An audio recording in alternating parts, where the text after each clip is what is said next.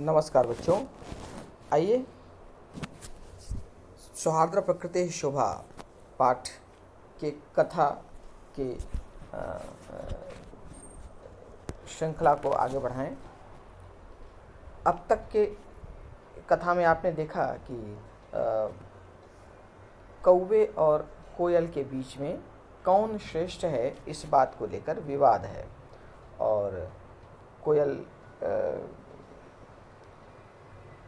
ने कौवे का अपमान किया और कहा कि तुम्हारी ध्वनि भी कर्कश है, तुम में न रूप है न ध्वनि है, सब कुछ खा लेते हो, चाहे शुद्ध हो या अशुद्ध हो। तो कौवा ने कहा कि ऐसे क्यों बड़बड़ाती हो, यदि मैं काले रंग का हूँ तो तुम्हारा कौन सा रंग है, मैं तो सत्य का प्रतीक हूँ। मुझे तो लोग कहते हैं कि झूठ बोलोगे तो कौवा काटेगा, और मेरी चेष्टा संसार में सबसे प्रसिद्ध है, और विद्यार्थी के लिए मैं आदर्श माना जाता हूँ, मेरा व्यवहार विद्यार्थी के लिए अनुकरणीय है।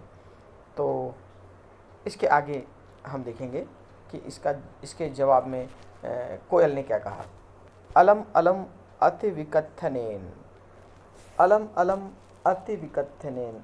अति विकथनेन का अर्थ होता है बहुत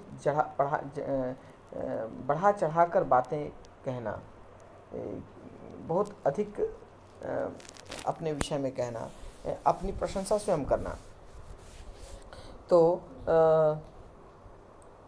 अलम अलम अति विकथ, बहुत अधिक अपनी प्रशंसा मत करो। किम विस्मर्यते, क्या भूल गए हो कि काका कृष्ण पिका कृष्ण को भेदः पिक काकयो। कौवा भी काला है, कोयल भी काली है। को भेदः माने क्या अंतर है, पिक काकयो कौवे और कोयल में।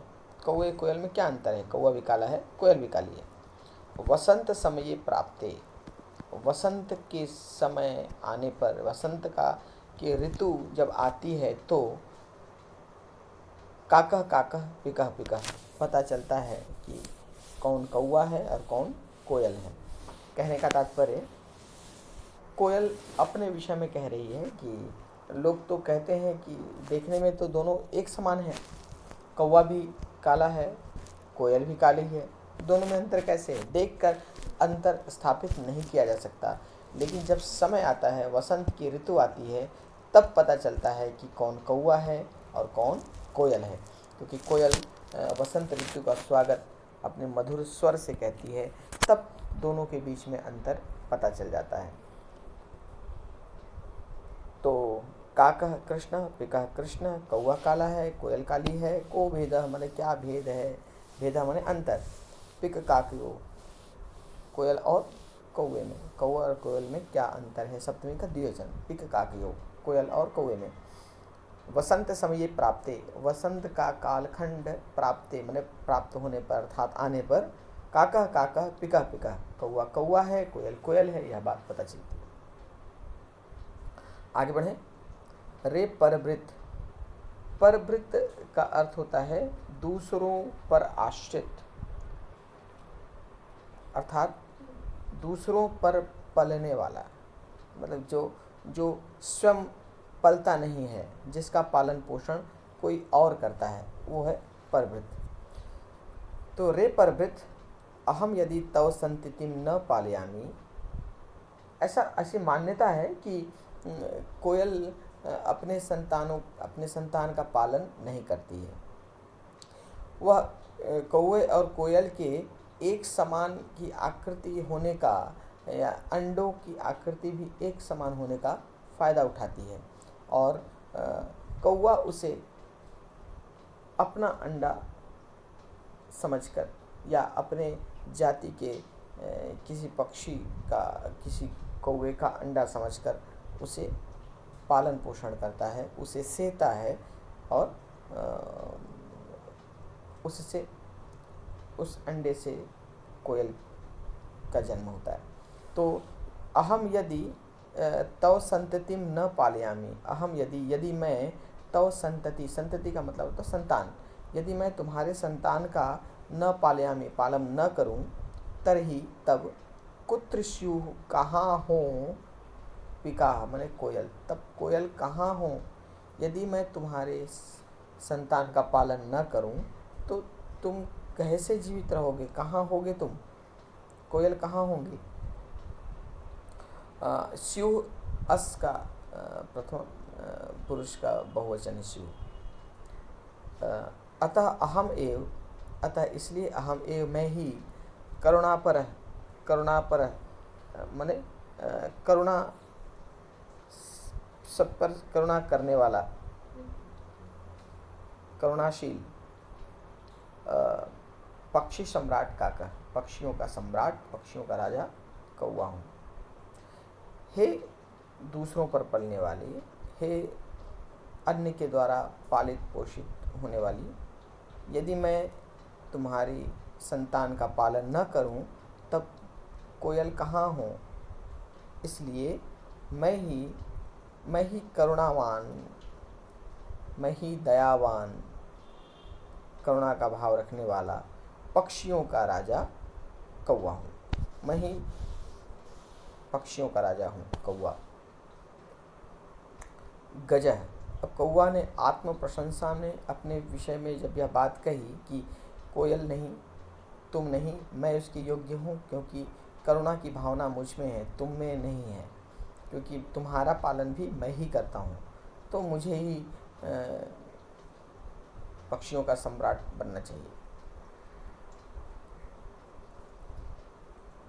तो हाथी इस बात को सुन रहा था और हाथी ने इस बात का विरोध किया और कहा समीपतः एव अगच्छन, समीपतः एव आगच्छन, समीपतः एव माने पास ही, आगच्छन आते हुए, पास ही आकर, अरे अरे सर्वां वार्तां शृण्वन् एव अहम अत्रागच्छन्, अरे अरे सर्वां वार्तां मतलब मैं सारी बातों को, शृण्वन एव मैंने सुनते हुए ही, एव मैंने ही,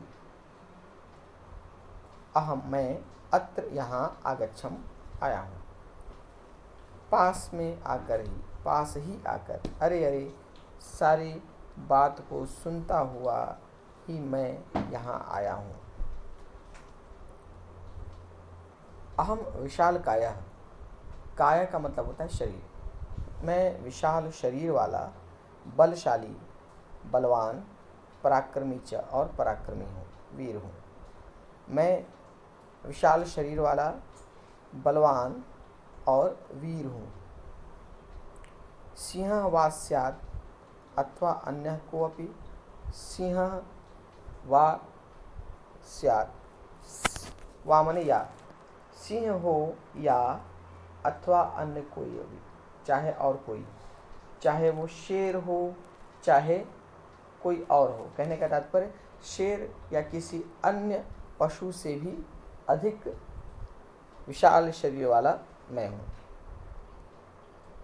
अहम विशाल काया, मैं विशाल शरीर वाला, बलशाली, बलवान और वीर हूँ। सिंह वा स्यात् या शेर हो अथवा अन्य को अभी या कोई और। वन्य पशून् तु तुदन्तं जन्तुम् अहं स्वशुण्डेन पोथयित्वा मारिष्यामि। वन्य पशून् तु माने वन्य पशुओं को, तो तू माने तो, वन्य प्राणियों को तो, वन्य पशुओं को तो, तुदंतम जंतुम, तुदंतम माने परेशान करने वाले, जंतुन माने प्राणियों को, वन्य जंतुओं को परेशान करने वाले प्राणियों को, स्वशुण्डेन, स्व मतलब अपने, शुण्डेन माने सूंड से, पोथित्वा, पोथित्वा माने पटक, पटक कर, मारिष्यामि मार डालूंगा। वन्य प्राणियों को परेशान करने वाले जंतुओं को मैं अपने सूंड से पटक कर मार डालूंगा। किम अन्य कोऽपि अस्ति एतादृश पराक्रमी, किम माने क्या, अन्य कोऽपि और कोई, अस्ति है, एतादृश ऐसा, पराक्रमी माने वीर, क्या और कोई ऐसा वीर है, क्या और कोई ऐसा वीर है। अतः अहम एव योग्य वनराज पदाय, इसलिए मैं ही वन के राजा के पद के लिए योग्य हूँ, इसलिए मैं ही वनराज के पद के लिए योग्य हूँ। आइए यहाँ तक के वाक्यों का शब्दों की व्याख्या देख लें। रे परभृत, ये संबोधन है। रे परभृत, दूसरों पर आश्रित रहने वाला। यदि, अहम, यदि के साथ तरही जुड़ा हुआ है, यह शर्तवाचक वाक्य है। तव माने तुम्हारे, युष्मत षष्ठी एक वचन, तव संतति माने संतान का, न पालयामी पालन न करूं, तरही माने तब, कुत्र माने कहाँ, स्युः हो, स्युः विधिलिंग, अस प्रथम पुरुष बहुवचन, स्युः, कुत्र स्युः कहाँ हो, पिका माने कोयल, तब कोयल कहाँ हो। यदि मैं तुम्हारे संतान का पालन न करूं तो कोयल कहाँ हो। अतः अहम एव, इसलिए मैं ही, करुणापर माने करुणाशील, दयावान, पक्षी सम्राट, पक्षियों का सम्राट, काका कौवा हूँ। समीपतः, पास में ही, एव माने ही, आगच्छन, आगच्छन, यहाँ पे शत्रु प्रत्यय है। शत्रु प्रत्यय में अन लगता है। अन मतलब कि कार्य होता रहे, मतलब आते हुए, पास में ही आते हुए। अरे अरे, सर्वाम वार्ताम, वार्ताम और सर्वाम में विशेष विशेषण संबंध है। वार्ताम माने बात को, कौन सी बात को, सर्वाम, सारी बातों को। शृण्वन, शृण्वन, यहाँ फिर से शत्रु प्रत्यय आ गया। शु के साथ शत्रु मिलकर बना है शृण्वन, अन होता है शत्रु प्रत्यय में।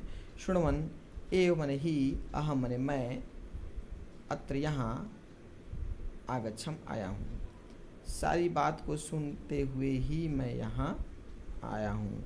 सारी बात को सुनते हुए। सर्वाम वार्ताम, वार्ताम, वार्ता स्त्रीलिंग है, आकारांत स्त्रीलिंग है, इसका द्विवचन है वार्ताम, इसलिए सर्व भी स्त्रीलिंग में द्वितीय का एक वचन में आया है। सर्वाम वार्ताम ने सारी बात को, शृण्वन सुनते हुए ही मैं यहाँ आया हूँ।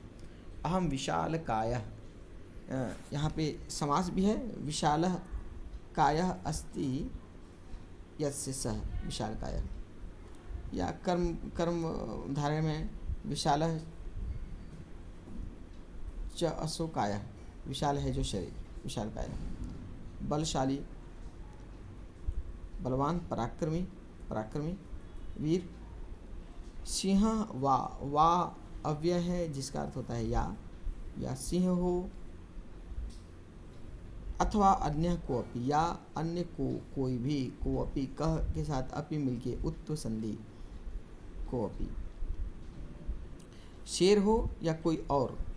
वन्य पशून माने वन्य पशुओं को, पशु पशु पशु पशु पशुम पशु पशून, द्वितीय का बहुवचन माने पशुओं को।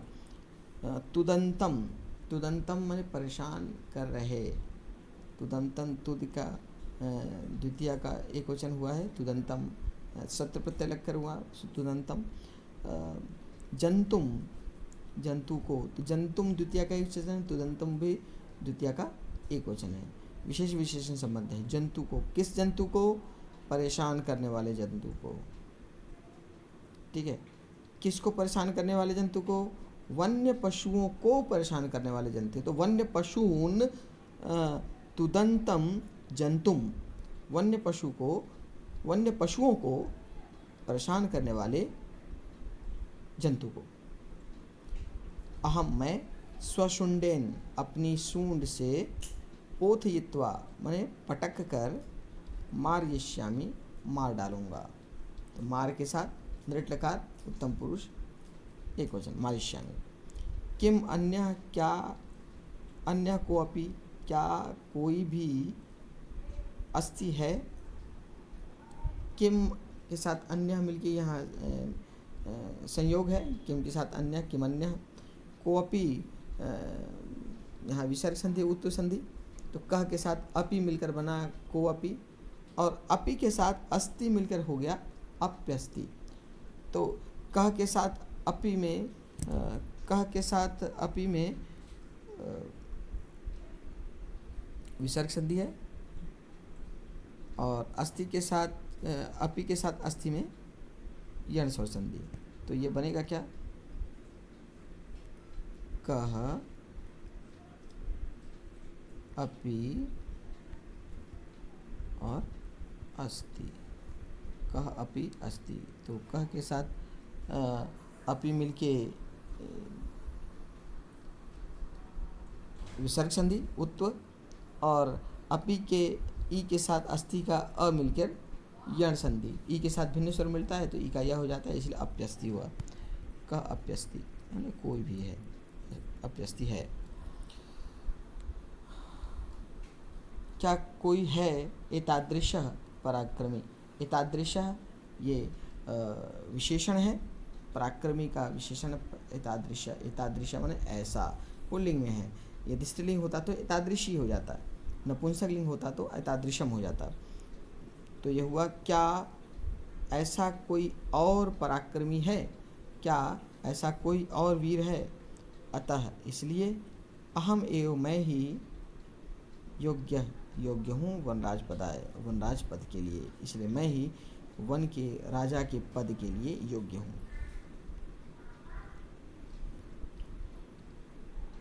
अरे अरे एवं वा शीघ्रमेव गजास्यपि पुच्छं विधूय वृक्षोऽपि आरोहति। बंदर, अरे अरे एवं वा, अरे अरे ऐसा है, शीघ्रमेव शीघ्र ही, गजस्य अपि हाथी के भी, शुंडम माने शुंड को,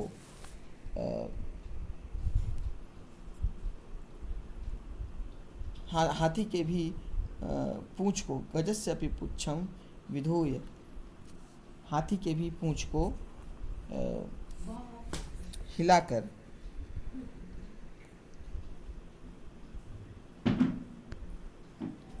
मोड़कर, हाथी के भी पूंछ को मोड़कर वृक्षोपरि आरोहति, वृक्ष के ऊपर चढ़ जाता है। हाथी के भी पूंछ को मोड़कर वृक्ष पर चढ़ जाता है।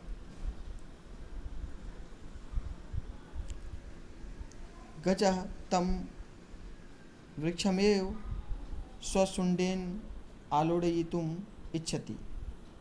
गजः हाथी तम वृक्षम एव उस वृक्ष को ही, उस पेड़ को ही, स्वशुंडेन माने अपने सूंड से, आलोड़यितुम माने हिलाने के लिए, इच्छति इच्छा करता है, हिलाना चाहता है।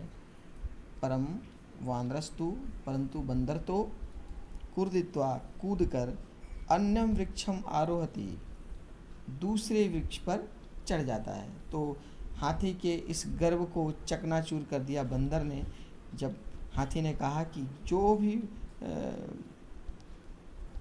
प्राणी वन्य जंतुओं को परेशान करेगा उसे मैं सूंड से पटक कर मार दूंगा।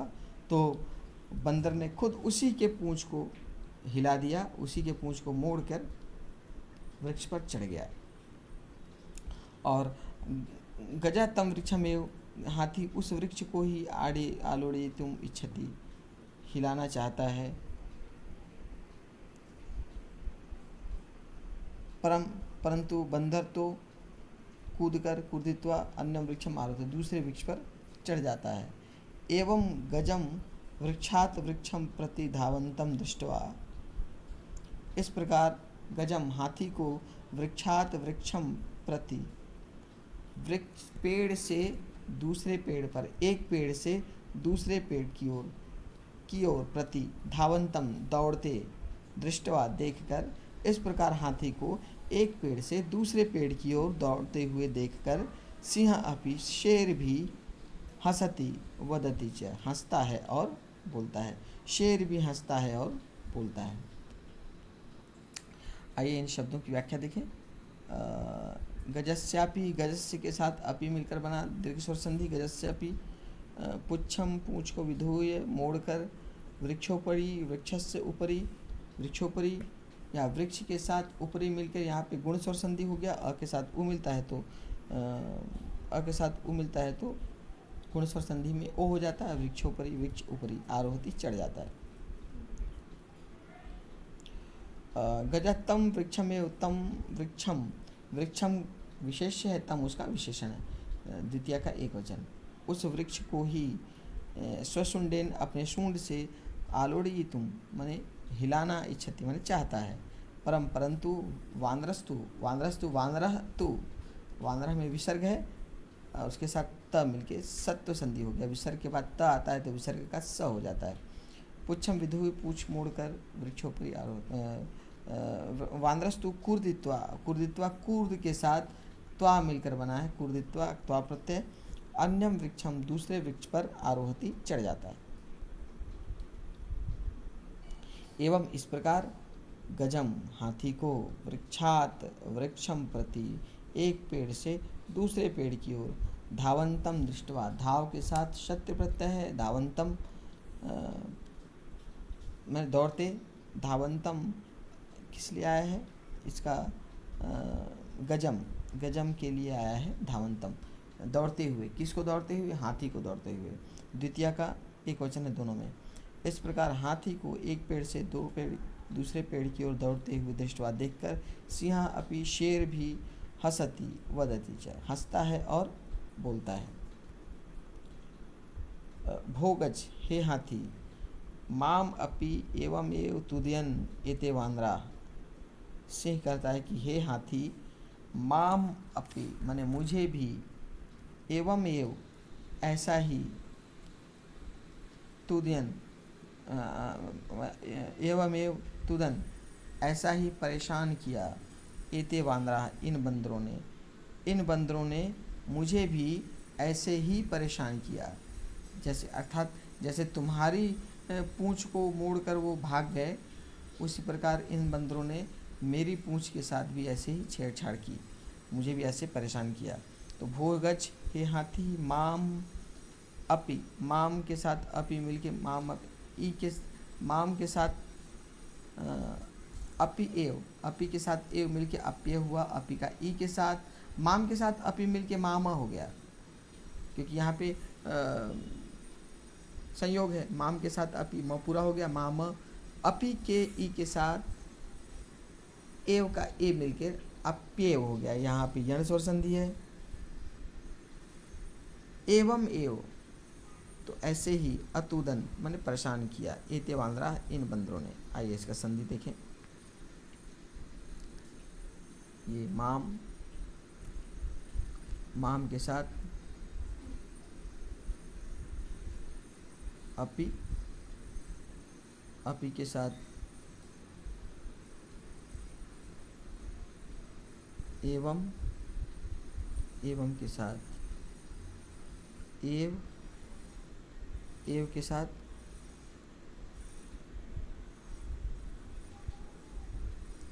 अतुदन। इस प्रकार आप देख सकते हैं यहाँ पे